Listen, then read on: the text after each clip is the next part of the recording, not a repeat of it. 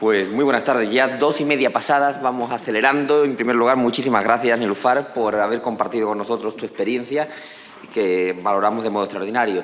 Permítanme saludar a quien hizo posible el nacimiento de estas cumbres. En primer lugar, doña Sonia Gumper, primera decana del ICAM y transformadora y la primera gran transformadora de este colegio. Gracias también por acompañar, por la presencia de doña Belén Landauru, abogada, senadora, conquistadora de libertades.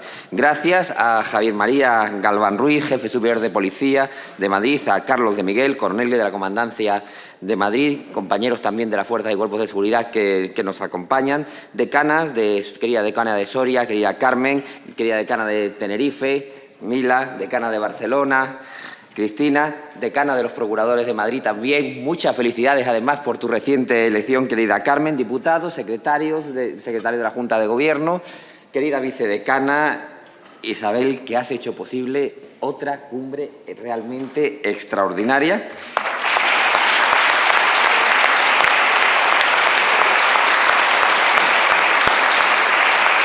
Déjenme y permítanme también que tenga un saludo especial a nuestras queridas presidentas de la sección de Igualdad, Estela Martínez Tebarrán, que ha hecho posible también un programa de lujo, un programa extraordinario, y a Erika Torregrosa, que nos acompaña como copresidenta de la sección de Consumo. Pues gracias, por supuesto, a los trabajadores del ICAM que se han esforzado para el éxito de esta cumbre, y gracias sobre todo a todos ustedes por hacerla posible en esta ya 13ª edición. Llegamos al final después de 2 jornadas intensas, exigentes y, si me lo permiten, también intelectualmente incómodas en algunos momentos. Y eso es una buena noticia, porque cuando hablamos de igualdad y tecnología, la complacencia es el mayor riesgo. Hemos dedicado 2 días a analizar los desafíos y las amenazas para la igualdad en la era de la inteligencia artificial. No hemos venido a celebrar la innovación sin matices, hemos venido a interrogarla. Y lo primero que ha quedado claro es que la inteligencia artificial no es neutra, no lo es en su diseño, no lo es tampoco en sus impactos. Cada sistema automatizado incorpora decisiones humanas previas. ¿Qué variables se consideran relevantes? ¿Qué datos se excluyen? ¿Qué objetivos se optimizan? Y en esas decisiones puede y existen, de hecho, desigualdades históricas trasladadas a la inteligencia artificial. Hemos hablado del reglamento de inteligencia artificial, hemos hablado de sus luces y de sus sombras, hemos analizado los límites marco de protección de datos cuando las decisiones automatizadas producen efectos discriminatorios difíciles, muy difíciles en ocasiones de rastrear, y hemos escuchado reflexiones rigurosas sobre el impacto de la inteligencia artificial en el empleo femenino, sobre los sesgos algorítmicos en los procesos de selección y promoción, sobre la violencia digital y sobre la necesidad de desarrollar herramientas procesales eficaces para poder combatirlas. Nada de esto de lo que hemos venido debatiendo durante estos 2 días es teórico. Cuando un algoritmo penaliza trayectorias profesionales discontinuas sin contextualizar los cuidados, cuando un sistema predictivo reproduce patrones históricos sesgados, cuando la manipulación digital de imágenes se convierte en un instrumento de humillación y de control, estamos ante problemas jurídicos concretos que también exigen respuestas jurídicas concretas. Y esta cumbre ha tenido una virtud esencial, es no separar la tecnología del poder, porque quien diseña, quien implementa, quien supervisa los sistemas de inteligencia artificial influye directamente en la configuración de derechos, de oportunidades y también de libertades. Se ha insistido algo que es absolutamente clave. La igualdad en la era digital no puede limitarse a corregir daños una vez producidos. Debe anticiparse. Debe integrarse en el diseño previo de los sistemas y debe convertirse también en un criterio estructural de gobernanza tecnológica. Todo esto exige formación especializada, exige diálogo interdisciplinar y exige datos desagregados y auditorías igualmente independientes. Pero también exige una cuestión crucial, y es la implicación de la abogacía como principal garante de los derechos y libertades de la ciudadanía. Desde el Ilustre Colegio de la Abogacía de Madrid, desde esta Casa de las Libertades y Garantías, que es el ICAM, tenemos muy clara esa responsabilidad. La transformación digital no es opcional, pero tampoco es aceptable que se produzca a costa de la calidad del asesoramiento, de la deontología profesional o del derecho de defensa. El desafío que tenemos hoy por delante, el desafío que no es un desafío meramente técnico en absoluto, es un desafío cultural. La inteligencia artificial está reconfigurando la forma en que adoptamos las decisiones en ámbitos esenciales, en ámbitos como el empleo, como en la seguridad, como en la información y, por supuesto, también en la justicia. Y cuando cambian los mecanismos de decisión, cambia toda la arquitectura del poder. Si la abogacía quiere seguir siendo garante de derechos, necesariamente debe comprender con profundidad cómo funcionan estos sistemas, cómo se entrenan, qué sesgos pueden introducirse y qué efectos generan en la toma de decisiones. No basta con adaptarse. Debemos desarrollar capacidades críticas y debemos promover formación especializada, como lo que se ha desarrollado a lo largo de estos 2 días. Eso supone impulsar estudios rigurosos y exigir también trazabilidad en los procesos automatizados que afectan a los derechos fundamentales. La igualdad no puede depender de auditorías posteriores. Debe incorporarse como criterio estructural desde el diseño mismo de estos sistemas. Además, necesitamos fortalecer los espacios de cooperación entre juristas, tecnólogos, instituciones y sociedad civil. Porque la gobernanza algorítmica no puede quedar exclusivamente en manos de quienes programan o de quienes comercializan estas herramientas. Requiere un control democrático, una supervisión independiente y una comunidad jurídica altamente preparada para intervenir cuando la tecnología cruce esas líneas rojas que no debemos admitir como juristas. En definitiva, el reto no es frenar la innovación en absoluto, que debe ser bienvenida, sino impedir que ese avance sea al margen de los principios que sostienen el Estado de Derecho y que como juristas estamos llamados a defender.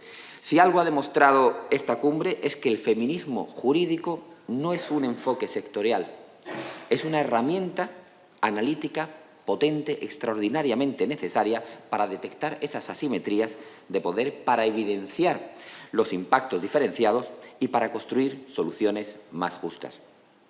Y también hemos puesto de manifiesto que la violencia contra las mujeres se adapta a cada contexto histórico y también al actual de la inteligencia artificial.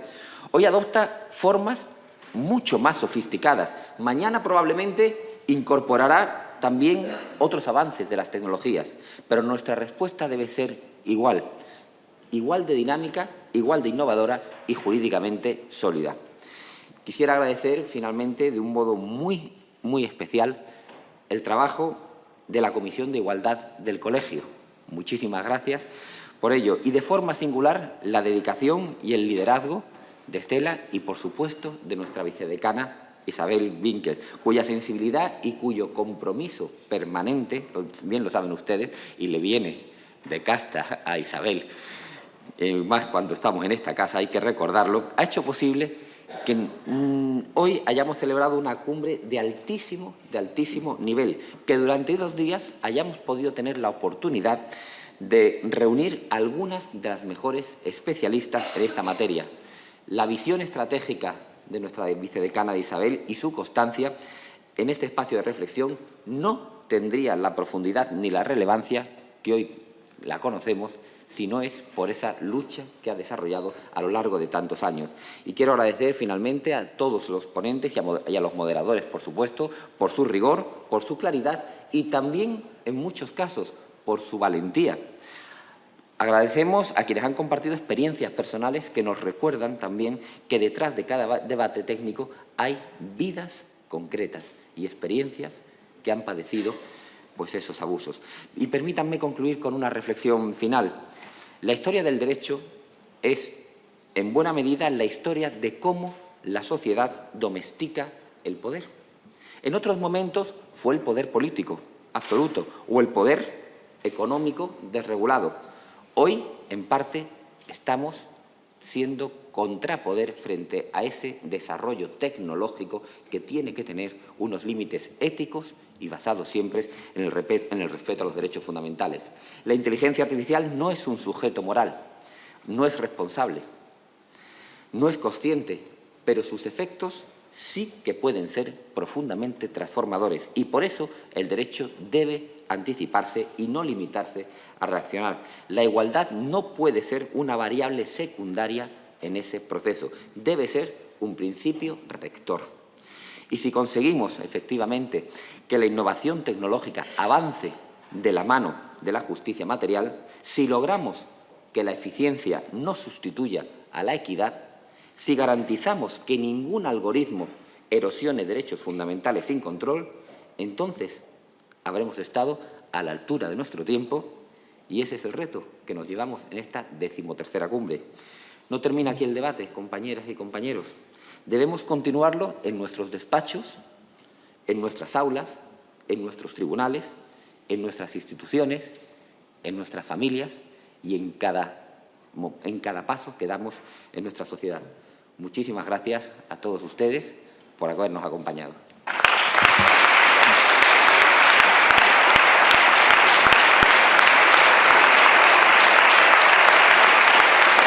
Muchas gracias, decano. Toma la palabra doña Cristina Vallejo, decana del Ilustre Colegio de la Abogacía de Madrid. Por favor. Muchas gracias. Es obligado para mí, también igual que ha hecho el decano, enorgullecerme de estos 2 días de cumbre Mujeres Juristas. Tenemos aquí a Sonia Gumper, quien hace 13 años tuvo la gran idea, y tenemos, como no, a la vicedecana Isabel Winkels, que, como bien le ha descrito el decano Eugenio Ribón, por su vocación, por su compromiso, por su reivindicación, con la suerte desde el ICAP de hacerlo a su lado en la plataforma Familia y Derecho, por esa especialización en infancia, familia y capacidad, por su lucha, hace que esta cumbre sea mucho mejor de lo que pueda ser año tras año. Así que también me uno a las felicitaciones del decano, porque creo que es de justicia que lo haga, aunque ya lo han hecho con quien me ha precedido en la palabra. También agradecer al decano el permitirme estar en esta mesa de clausura por la importancia que tiene esta cumbre y además permitirme estar en esta mesa pues, al lado del activista, agradecerte tu testimonio personal y me cojo esa frase de respirar no es vivir y que la igualdad es una necesidad democrática. Gracias por exponer tu vivencia y tus reivindicaciones. Y, cómo no, gracias también a Belén Landaburu por esas referentes que necesitamos las mujeres y esas luchas que nos preceden. Gracias por estar con nosotros. Yo voy a empezar con una frase tuya que dijiste ayer al entregar los premios de igualdad. La igualdad no es una consigna, es una responsabilidad. Y como bien ha dicho el decano y bien hemos escuchado mesa tras mesa en estos 2 días, es nuestra responsabilidad, las de todas y todos que estamos aquí, instituciones, Fuerzas Armadas, todas las profesiones que hoy estamos aquí, coger esa responsabilidad para un reto actual, que es cómo implementamos la inteligencia artificial respetando la igualdad y el derecho de las mujeres. Hay una anécdota. OpenAI hizo un estudio en 2022 que luego se ha reproducido en 2026 y no se ha corregido demasiado. Lo que sí se ha corregido es que se ha aumentado en 10 veces en los últimos 2 años la utilización del ChatGPT. Nada menos que 800 millones de personas semanalmente utilizan ChatGPT. Y esa herramienta que utilizan tantos millones de personas, si tú le escribes y le dices que eres John y le pides a ChatGPT que te genere títulos para YouTube, te dice 10 trucos de vida fáciles que tienes que probar hoy. Y en cambio, si le dices que te llamas Amanda y le haces la misma pregunta, te dice 10 recetas de cena fácil y deliciosas para noches de semana ajetreadas. Eso es un sesgo, eso es un ejemplo práctico. Bueno, en semanas como esta, ¿qué nos toca? Pues cada 8 de marzo, Día Internacional de la Mujer, reivindicar nuestros derechos y año tras año pues parece que nos repetimos, pero seguimos teniendo esa brecha salarial, ¿no? Yo me quedo con estos 2 días, que esa brecha salarial ahora ya todos los años tenemos que añadir la brecha de género tecnológica hasta que la podamos combatir, porque es una reivindicación actual y tecnológica que se ha puesto de manifiesto claramente estos 2 días en el Congreso. Y me explico cómo es esa brecha de género tecnológica, creo que también lo decía Eugenio en su exposición, en los espacios de toma de decisión TIC, y también lo ha dicho la comandante cuando ha hablado en su mesa, tenemos un 7,8% de mujeres en posición de liderazgo TIC. Y en posición de seguridad, también nos lo ha dicho la comandante, tenemos un 11%. Muy lejos de lo que nos decía Ángela de Miguel, que somos el 42% de las trabajadoras, casi estamos en el 30% de posiciones CEO, vamos avanzando, pero en la área digital estamos muy lejos de lo que nos dice la Agenda de Naciones Unidas de 2030. Por lo tanto, debemos empoderarnos tecnológicamente también. Y creo que eso es lo que nos tenemos que llevar de estos 2 días. Porque solo si estamos en posiciones de dirección, en posiciones de diseño, nos lo ha dicho Eugenio, en posiciones de que esas herramientas preventivamente no den resultados de sesgo, entonces podremos erradicar estos sesgos en la inteligencia artificial. En la primera mesa veíamos la importancia que hay en estas herramientas, en estos sesgos de género en la contratación. Amazon tuvo que verse corregido en un proceso de selección y era porque la información o los antecedentes de Amazon es que el 99,9% de CEOs de la compañía habían sido hombres. Entonces, ¿cómo iban a promover a una mujer si el sesgo de esa herramienta era promover a los hombres? En la Universidad Politécnica de Cataluña tenemos la suerte en Cataluña de tener en la intercolegial a Carina Gibert, decana del Colegio de Ingeniería Informática, que se ve cuando una mujer llega a posiciones de liderazgo, cómo se avanza rápidamente en esas posiciones TIC, y está haciendo un trabajo magnífico. Ella nos dice, tenemos 72 investigadores varones y de momento 9 mujeres investigadoras. Está reclutando para que este ámbito crezca, pero nos dice cómo corregir en la contratación algo muy sencillo. ¿Qué hacemos en ese diseño, ¿no?, de la contratación? Bien, pues en el algoritmo que le preguntamos número de proyectos obtenidos, número de publicaciones, número de clientes captados, número de eventos organizados, para estar en igualdad de oportunidades, pongamos también el factor tiempo, porque seguramente el hombre habrá conciliado menos que la mujer, y si ponemos el factor tiempo, cuántos días, meses, años efectivamente trabajados hemos tenido, seguramente corregiremos ese sesgo de género. Y parece que eso está funcionando. Por lo tanto, también tenemos que ser positivos, ¿no? La innovación no puede estar reñida con la regulación para nada. Si añadimos el ámbito de la seguridad, nos lo ha explicado fantásticamente la comandante, felicidades por la ponencia, ya que tengo el momento de decirlo, y la salud física, ahí creo que nos tenemos que alzar y decir que no queremos ser iguales, que precisamente queremos ser diferentes. Porque esas diferencias en esos datos, esa representatividad de nuestro género, esa biometría diferente que tenemos, hará que cuando maniquís masculinos ensayan los cinturones de seguridad, por supuesto que den fallos para menores y mujeres. O esa biometría diferente de las mujeres en el medicamento, si solo ensayamos con ratones y con varones, pues claramente tenemos factores secundarios. Por lo tanto, esa biometría, esas recetas en las que solo sale el adulto y la mujer solo sale cuando está embarazada, ahí también tenemos que regular desde la ética, desde el respeto de los derechos de las mujeres.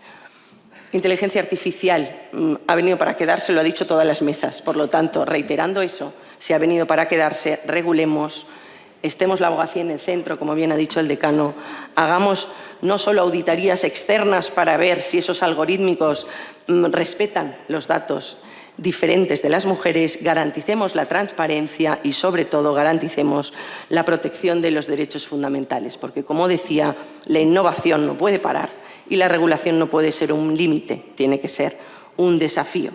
Y esa responsabilidad que nos decía ayer Belén, ¿cómo la cogemos desde el mundo institucional?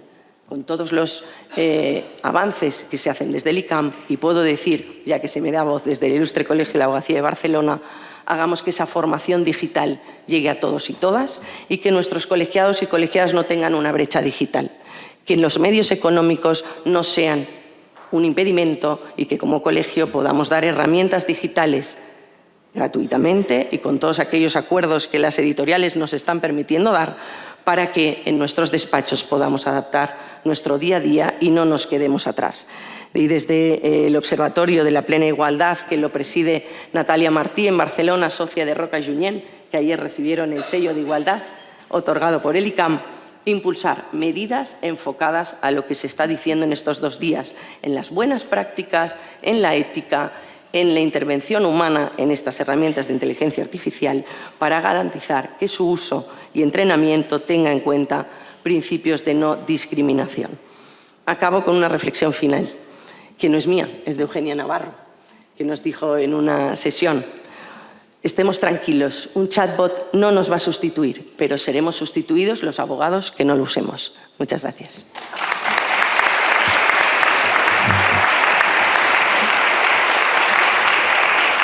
Muchísimas gracias, decana del Ilustre Colegio de la Abogacía de Barcelona. Y para clausurar, no podía ser de otra forma, nuestra querida vicedecana, doña Isabel Winkels Arce.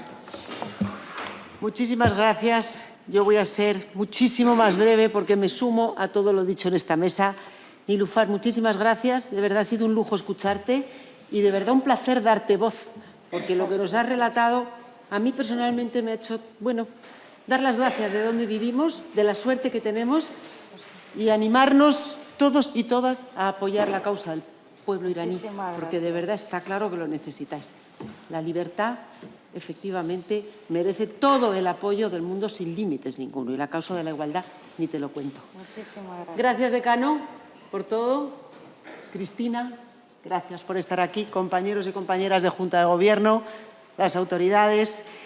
Y yo tampoco me quiero ir sin reconocer a las personas que trabajan en el Colegio de la Abogacía, que han hecho posible que esta cumbre haya sido el éxito, porque yo creo que ha sido un éxito, que ha sido y no hubiera sido posible sin ellos. Iñaki, Jesús, que se han multiplicado, no sé cómo estaban en todos sitios, Nuria, Iciar, Rubén y Alexis, que no están aquí, pero que han participado activamente en esto, equipo de comunicación, Yolanda, que no está hoy aquí, Jaime, las 2 Irenes, Miriam, al equipo que ha hecho posible que todo esté en su sitio y que funcione, Silvia, David y Patricia, Gregorio, Babel, gracias. A la nueva adquisición en igualdad, Beatriz, que está por aquí, que ha trabajado como una fiera. Tamara, que también está en el equipo, que no está hoy aquí porque ha sido madre, pero que me consta que nos sigue. Y, cómo no, a Estela. Estela, que sin su sabiduría y sin su generosidad no hubiera sido posible unas mesas que con tanto rigor y de modo tan técnico y tan jurídico hemos podido avanzar en esta materia tan importante, denunciar las situaciones que hemos denunciado y además abrir puertas a la esperanza. Este riesgo en concreto lo podemos controlar comunicando, concienciándonos todos y todas, y que como lluvia fina vaya calando y podamos ir corrigiendo todos estos desperfectos. Estoy convencido de que lo vamos a conseguir si desde las instituciones seguimos pico y pala con ello. Sin más, os emplazo para el año que viene a la siguiente cumbre, que será más y mejor. Gracias a todos y a todas. Bueno, una última cuestión en 5 segundos. Saben ustedes que nos encontramos en el Congreso de los Diputados. En este Congreso de los Diputados, doña Juana Arce, madre de nuestra vicedecana, sembró las bases de nuestras libertades. Y ella, que sigue iluminándonos con esa luz, igual que su madre, pues le vamos a dar también este último aplauso.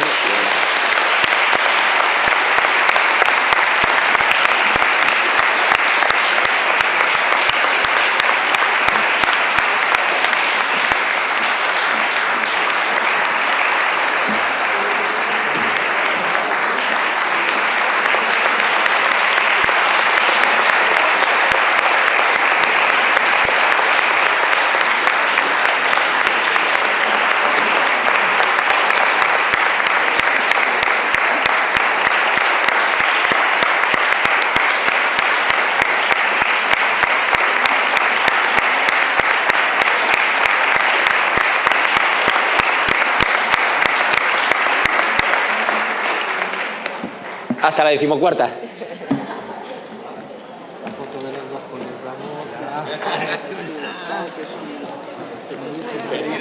Ya salida de maravilla.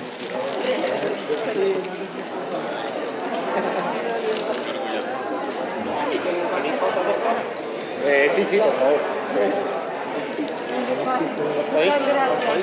Venga, una foto.